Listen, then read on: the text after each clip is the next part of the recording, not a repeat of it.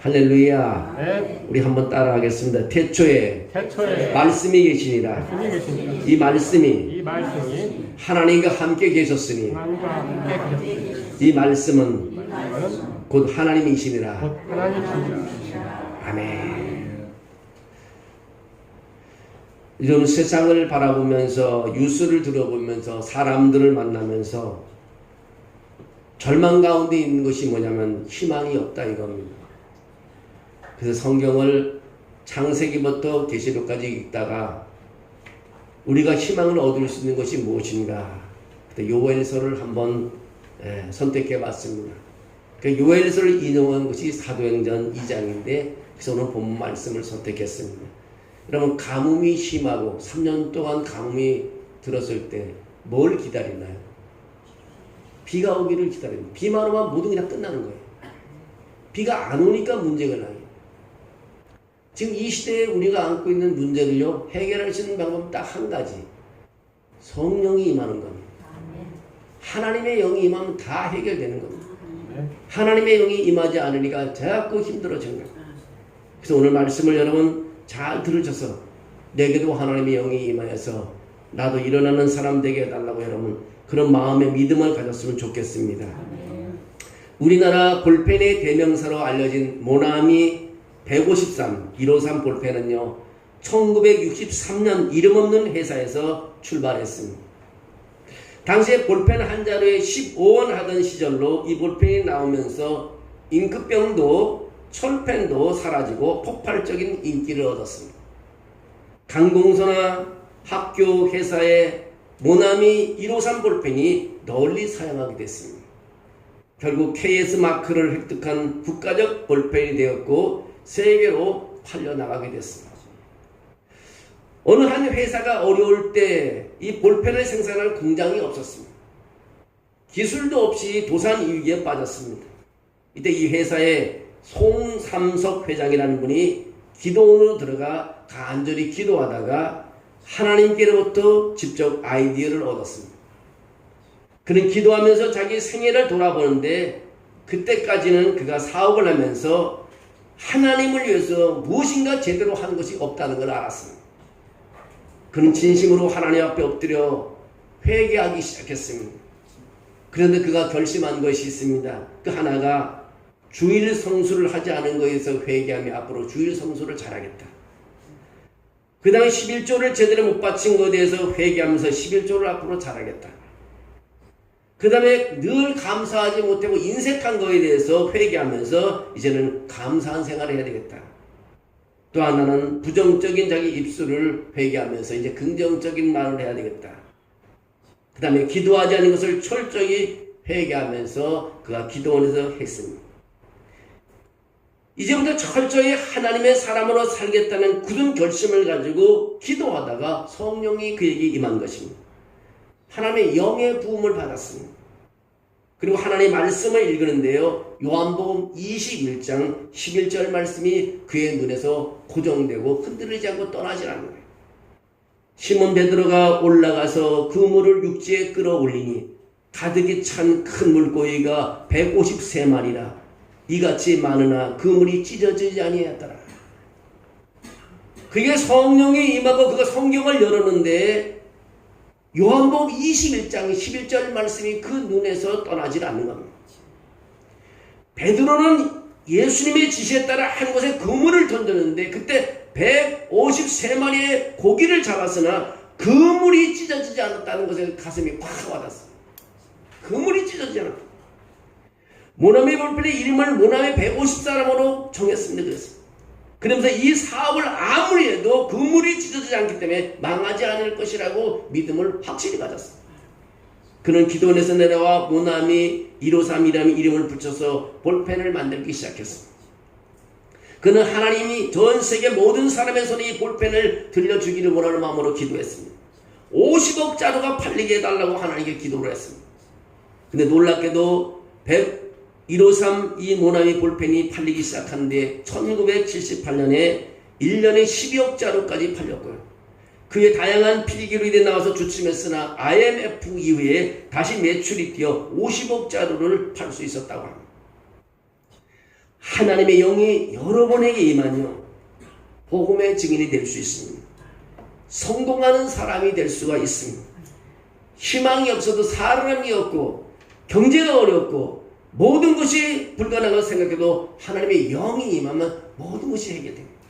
3년 동안 비가 오지 않고 감석에 다 말라고 먹을 음식이 없고 사람이 죽어가고 했지만 비가 오니까 모든 것이 회복될 수 있었습니다. 구약 출애굽기에는 흥미로운 이야기가 있습니다.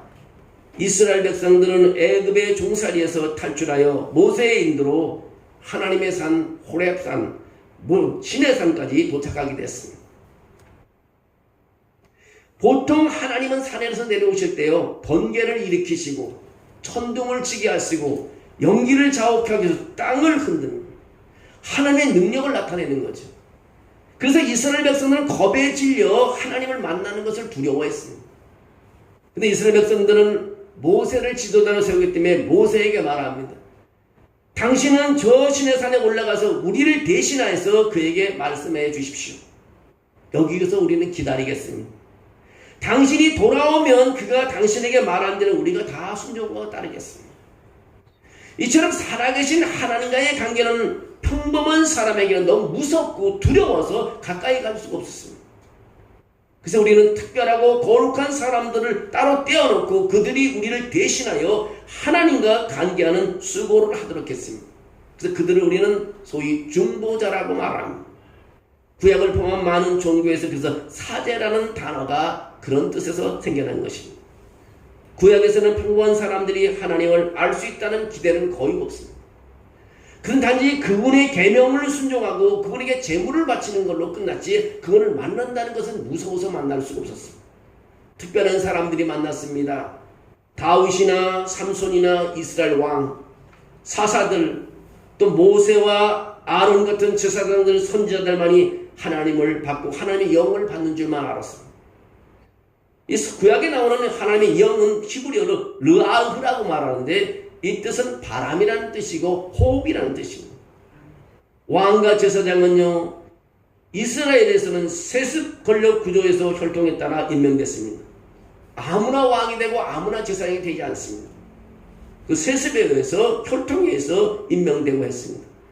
그러나 하나님은요, 남자나 여자, 부자나 가난한 자, 학자나 농부 등 자신이 원하는 사람을 부르셨고 그들에게 하나님의 영을 부으시고 하나님의 이름으로 예언하게 했다는 것입니다. 오늘 아침에 읽은 오늘 본문은요, 오순절날에 일어난 사건입니다. 마가다라 방에서 120명의 신자들이 한 곳에 모였습니다. 그들 가운데 왕이나 제사장이 있었다는 기록은 없습니다. 그들은 남자와 여자, 육체노동을 하는 사람들, 또 사무직에 일하는 사람들, 서비스종에 일하는 사람들, 또 첨단 그 직업을 가진 사람들, 소위 블루 칼라, 화이트 칼라, 또 핑크 칼라, 골드 칼라, 이런 사람들, 사회계층의 모든 사람들이 모였습니다. 갑자기 성령께서 그들에게 임하신 것입니다. 하나님은 그들의 새 생명을 불어넣으시고요, 새롭게 놀라운 방식으로 그들 안에 하나님이 임재하신 것입니다. 이 새로운 생명은 기쁨으로 넘쳤습니다. 그들은 자신이 배운 적도 없는 언어, 주변 사람들이 이해할 수 있는 언어로 하나님을 찬양하기 시작합니다.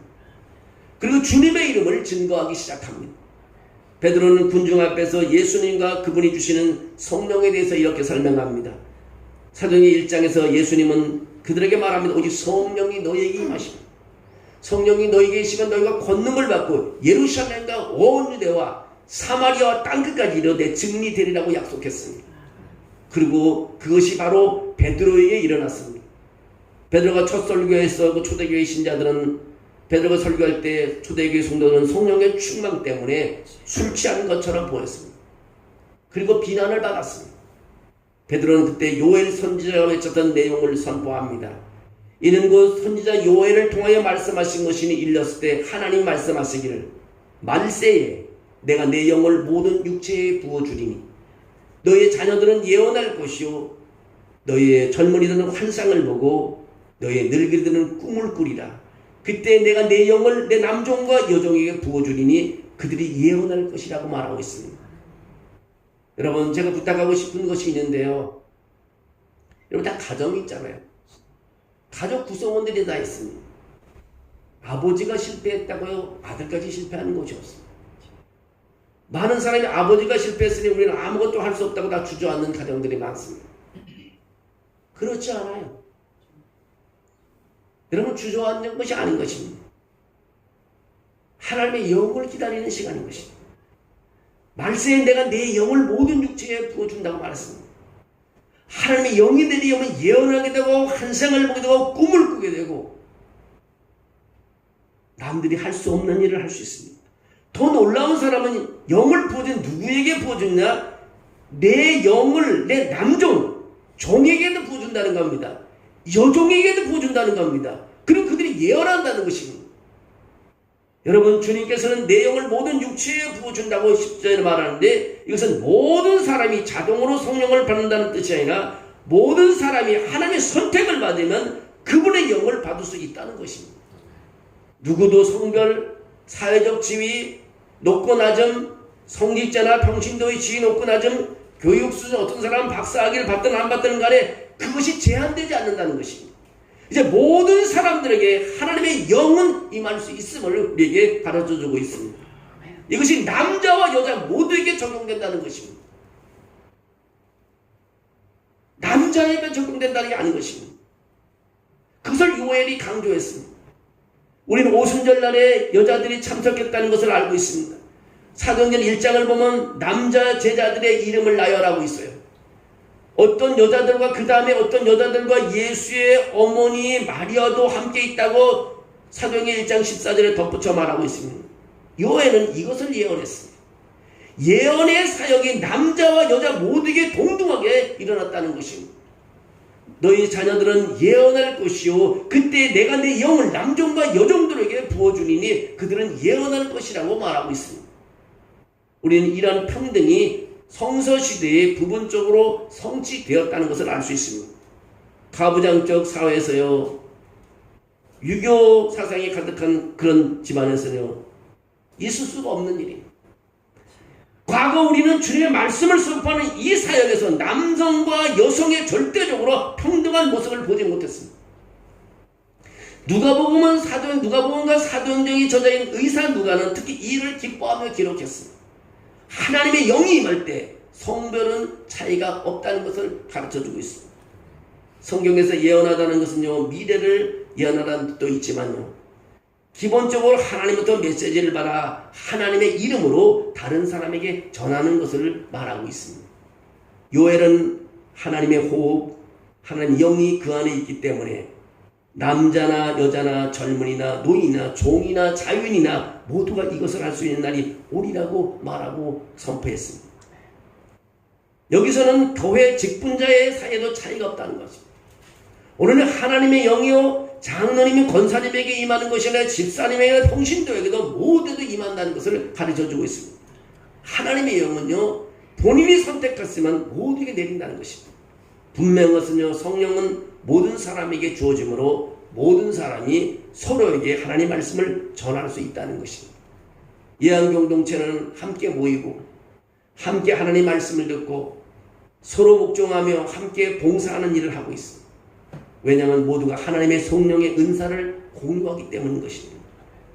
오늘 본문의 놀라운 사실은 18절에 남종과 여종이라는 것입니다. 영어로 보면 even slave라고 되어 있는데요. 그때 내가 내 영을 내 남종과 여종에게 부어주리니 저희가 예언할 것이라고 말합니다. 노예는 종은 노예와 같은 것입니다. 가장 낮은 사회계층인 것입니다. 그들은 다른 사람이 소유한 소유물에 불과합니다. 도구로만 사용됐습니다. 오라 그러면 오고 가라 그러면 가고 돈 주고 사면 팔려가야 돼요. 그 남종과 여종에게도 하나님은 성령을 부어주겠다는 것입니다. 하나님은 그들을 개인적으로 소유하고 여기시십니다. 그들이 성령을 불어넣으시고 그들을 사역자로 삼으시는 것을 보게 됩니다. 1세기의 기독교 귀족들이요 그의 종들로부터 예언의 말씀을 받았다고 상상해 보십시오. 그것은 하나의 혁명입니다. 혁명이에요. 마리아가 누가복음 1장에서 예언했듯이 그분은 마음의 생각에 교만한 자들을 흩으시고 그분께서는 권세 있는 자들을 왕자에서 끌어내리시고 비천한 자들을 높이시겠다고 누가복음 1장 51절에 말씀하고 있습니다. 이것이 뭐냐면 이것이 하나님의 뜻이라는 것입니다.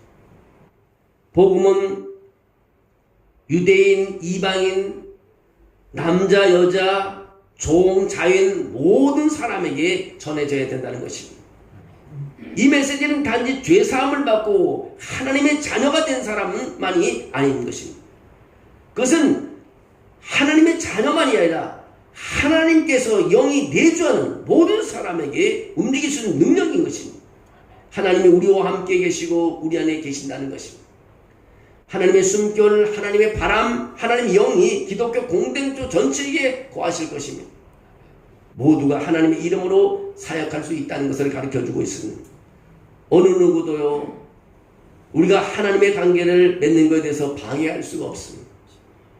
우린 성령으로 충만하고 기도하는 법을 배우고 하나님의 음성을 듣는 것을 배우고 그분을 위해 증거하는 일에 나서도록 부름을 받았습니다. 그래서 사도행전 1장 8절이 참 중요합니다. 오직 성령이 너희에게 임하시면 너희가 권능을 받는다는 것입니다. 그것이 세례받는 그리스도인의 권리인 것입니다. 사도행전 2장 38절에 베드로는 군중에게 다음과 같이 설교합니다. 너희가 회개하여 각각 예수 그리스도의 이름으로 세례를 받으라. 그리하면 죄사함을 받고 성령을 선물로 받으리라고 말하고 있습니다. 이 약속은 너희와 너희 자녀와 모든 먼데 사람 곧 우리 주 하나님이 부르신 모든 사람에게 하신 것이라고 말씀하고 있습니다. 성령의 약속은요, 믿고 세례를 받는 모든 사람들을 위한 것입니다. 구약시대에 하나님이 그의 백성과 맺은 언약의 표는요, 할례였습니다. 그래서 인류 절반에게만 적용되었습니다. 신약에서 그 표징은 남자와 여자 모두에게 주어지는 세례가 되었습니다. 모든 사람은 성령을 받고 언약 공동체에 동등하게 포함되어 있습니다. 신약 성경은 우리에게 1세대 그리스도인들의 이야기를 들려줍니다. 그들 대부분은 어른이 되어 복음을 들었습니다. 성령이 그들의 마음에 역사하심으로 그들은 예수를 신뢰하고 그에게 헌신하였습니다. 그들은 성인으로 세례를 받고 성령의 은사가 그들에게 부어졌습니다. 하나님의 성령의 역사는 유대인을 뛰어넘었습니다. 우리들의 가정을 넘어서요, 모든 족속으로 나가고 있습니다. 예수님은 우리에게 그렇게 말합니다. 그래서 그러므로 너희는 가서 모든 족속으로 제자를 삼아 아버지와 아들과 성령의 이름으로 세례를 지고 내가 너에게 분부한 모든 것을 가르쳐 지키게 하라고 말씀하고 있습니다. 그래서 우리는 자녀들에게 세례를 주고 그들을 예수님의 제자로 등록시켜 그들이 예수님을 따르도록 가르쳐야 한다는 것입니다. 성령의 약속은요, 세례를 통해 주어집니다. 성령 충만을 받기 위해서 매일 약속은 이루어지는 것입니다. 오늘 우리는 이 약속에 어린 모든 자녀들을 포함시키고 있습니다. 그들이 세례를 받은 후에 다음과 같이 기도합니다. 하나님 아버지, 물과 성령으로 이 종에게 죄사함을 주시고 영생의 새 생명으로 살리셨으니 감사합니다. 주님, 저를 성령으로 붙들어 주십시오라고 기도합니다. 우리는 교회에 가서 성경 이야기를 배우는 것만이 아니라 성령의 임재를 경험하는 것입니다. 그것은 하나님과의 관계 속에 살아가는 것이고요, 그것은 하나님을 위해 살 수 있는 능력을 받는 것이고요, 그것은 우리 삶에서 하나님이 하신 일을 다른 사람에게 증거하는 것으로 기쁨을 찾는 것입니다. 모든 그리스도인은 이러한 일을 하도록 부름을 받았습니다. 여러분과 내가 세례받은 그리스도인으로 무엇을 하고 있습니까? 우리 안에 하나님의 숨결이 있다는 것을 꼭 기억하시기 바랍니다. 우리는 매일 호흡하고 있습니다. 한 번 숨을 쉬는 것만으로 충분하지 않습니다. 계속해서 숨을 쉬어야 합니다. 그럼 매일 심지어 매시간 기도하여 성령께서 우리를 채우시고 강건하게 하시고 하나님 위해 살도록 인도해 주시기를 기도해야 되는 것입니다. 이제 우리는요, 중보자 타령할 필요 없습니다. 나에게 관심이 없다고 사람들에게 말할 필요 없습니다. 여러분은 하나님의 숨결, 여러분 안에 하나님의 생명이 있다는 것을 믿으시기를 주의 이름으로 축원합니다. 여러분, 언제까지 다른 사람이 가져온 산소 탱크에 만족하겠습니까? 이제는 우리는 다른 사람이 가져온 산소 탱크가 필요 없어요. 베드로는 이 약속은 너희와 너희 자녀들과 모든 먼데 사람 곧 우리 주 하나님이 부르신 모든 사람에게 하신 것이라고 말하고 있습니다. 모두 한 사람 한 사람을 우리 하나님께서는 붙잡아 주시고 성령을 부어주십니다. 그는 성령님의 공동체임을 알아야 되는 것입니다. 우리 모두는 펠로십, 커뮤니언, 모두가 공유하고 어떤 것을 나누고 쉽게 말해 그리스도로 코이노니아라고 말하고 있습니다. 우린 주 안에서 교제할 수 있다는 것입니다. 사도행전 첫 장에서 우리는 하나님을 위한 개인적인 프로젝트를 수행하는 고독한 그리스도인들을 보지 못합니다. 우리는 하나님의 일을 함께하는 즐거운 공동체를 하는 것을 볼 수 있습니다. 우리 스스로는 하나님께서 우리를 무엇으로 부르신지 분별하는 것이 항상 쉬운 것이 아닙니다. 그러나 성령님은요, 공동체에 강하십니다. 그래서 우리는 함께 모여서 이야기하고요, 함께 기도하고요, 함께 예배하며 함께 기다릴 때 성령께서 우리를 인도해 주시는 것입니다. 네. 여러분, 예배 시간에 집에서 잠을 잔다고 생각해 보세요. 무슨 에너지가 있겠어요? 잠을 1시간, 10시간 자도 일어나면 피곤할 겁니다. 그러나 하나님의 성전에 와서 우리 모든 믿음의 사람들과 함께 예배해 보시죠. 힘이 솟아나는 것입니다. 그리고 뭔가 꿈이 생기는 것입니다. 그리고 내가 뭔가 할 수 있는 것을 우리는 생각해낼 수 있습니다. 여러분, 우리는 공동체가 강하십니다. 마가다락방에서 기도할 때 성령이 부어졌고요. 그에 3,000명, 5,000명이 모여들기 시작했습니다. 사업도 마찬가지십니다. 우리 함께 모여서 어려움을 놓고 기도할 때 기다리는 성령께서 우리에게 임하시는 것입니다.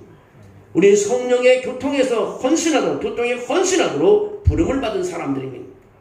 마지막으로 사역하는 공동체, 봉사하는 공동체가 되라는 우리 주님의 부르심을 우리는 기억해야 합니다. 남자와 여자, 부자와 가난한 자, 젊은이와 노인, 모든 배경과 인종과 계층의 사람들, 우리는 모두 그리스도의 제사장, 선지자, 증인, 종, 사역자로 함께 연합되어 있습니다. 한 신학생이 학비가 모자라서 공사장에 가서 벽돌 짐을 지는 노동일을 했다고 합니다. 근데 같이 일하던 젊은이들은 온종일 불평을 하며 벽돌을 지어놔놨습니다. 근데 기쁘게 일하는 이 젊은이를 보고 당신은 왜 불평 하나 하지 않고 벽돌을 지고 일만 합니까? 라고 물었더니 이 친구가 이런 말을 하는 겁니다. 나는 앞으로 세계를 내 두 어깨에 짊어지고 갈 사람이요. 근데 이까지 벽돌 몇 장이 무겁다고 날마다 불평하면 어떻게 내 세계를 어깨에 짊어지고 갈 수 있겠어? 그 말을 듣고 난 젊은이들은 감동을 받아 그 이후는 다시는 불평을 하지 않았다고 합니다. 여러분, 성령은 우리에게 능력을 주십니다. 자기를 이기는 능력을 주시는 것입니다. 원수를 사랑할 수 있는 능력을 주십니다. 아무리 큰 힘도 두려워하지 않는 능력을 우리에게 주시는 것입니다. 성령의 사람은 어디에든지 존귀한 사람이 되는 것입니다. 아브라함과 이삭은 이방인 속에서 존귀한 사람이 되었습니다. 바울은 왕 앞에서도 왕보다 더 담대했습니다. 왜 그런지 아십니까? 바울에게는 성령이 임하였기 때문인 것입니다. 내가 내 영을 내 남종과 여종에게 부어주신다고 말씀하고 있습니다. 이 하나님의 영의 충만함이요, 여러분의 가정에, 여러분의 일터에, 우리 교회에 임하기를 저는 원합니다. 하나님의 영이 임하는 것은 다 일어날 수 있습니다. 여러분, 뉴스를 보십시오. 세상 사람들과 만나보십시오. 주위를 둘러보십시오. 희망이 없습니다. 그러나 한 가지 희망은요, 하나님의 영이 나에게 부어줄 때 우리 희망이 살아나는 것입니다. 죽은 희망이 살아나는 것입니다. 사람들의 부정적인 그 말들이 사라지기 시작합니다. 비가 3년 동안 안 와봐요. 온갖 말에 불평불만이고요. 다 죽는다고 아우성칩니다. 그러나 비가 한 방울 떨어지기 시작해보세요. 장대비가 내리기 시작해보세요. 온 천지가 물로 덮여보세요. 그러면 다 사라집니다. 그냥 살아나기 때문에. 누가 말 안 해도 우리가 살고 있다는 걸 알고 있습니다. 여러분, 우리 양교회 모든 성도는 힘든 가운데 있어도요, 하나님 영의 부음을 받아 일어나는, 회복되는, 곤침받는, 복을 받는 그런 모두가 되시기를 주의 이름으로 축원합니다. 사랑이 많으신 하나님, 아버지께서 우리를 불러주심을 감사합니다. 우리가 세상을 바라보지 않고 십자가를 바라보고 가게 도와주시옵소서. 하나님을 향하여 우리가 걸어가게 도와주시옵소서. 요엘 선지자가 그 어려운 가운데서 외쳤던 것처럼 하나님 우리가 외치는 사람이 되게 도와주옵소서. 하나님 요엘 선지자의 시대는 팥중이가 남긴 것을 메뚜기가 먹고 메뚜기가 남긴 것을 느치가 먹고 느치가 남긴 것을 항충이 먹어도다가 말합니다. 모든 것을 다 먹어치우고 잎사귀 하나 없고 풀 하나 없는데 그러나 요엘 선지자의 외침을 통해서 다시 회복되고 하나님의 영광이 드러났습니다. 살아계신 하나님 이 땅에 성령을 부어 주시옵소서. 살아계신 하나님 우리 예양교회에 성령을 부어 주시옵소서. 살아계신 하나님 우리 예양교회 한 사람 한 사람에게 각자에게 성령을 부어 주시옵소서. 저들의 일터에 성령을 부어 주시옵소서. 아버지 직업을 잃었습니까? 직장이 어려워서 하나님 이직을 해야 됩니까? 성령을 부어 주시옵소서. 그리고 회복되게 하여 주시옵소서. 그전 그보다 더 많은 것을 누리도록 복을 주시옵소서. 그리고 주님 간증하게 도와주시옵소서. 오직 성령이 너희에게 마시면 너희가 권능을 받고 예루살렘과 온 유대와 사마리아 땅까지 이르러 내 증인이 된다고 하사오니 그 말씀대로 이루어지는 역사가 있게 도와주시옵소서. 오늘 우리의 그런 은혜를 통해서 늘 하나님께 감사하며 늘 예배의 기쁨이 있게 도와주시옵소서. 주의 은혜를 우리와 함께함을 믿습니다. 예수님의 이름으로 기도합니다. 아멘.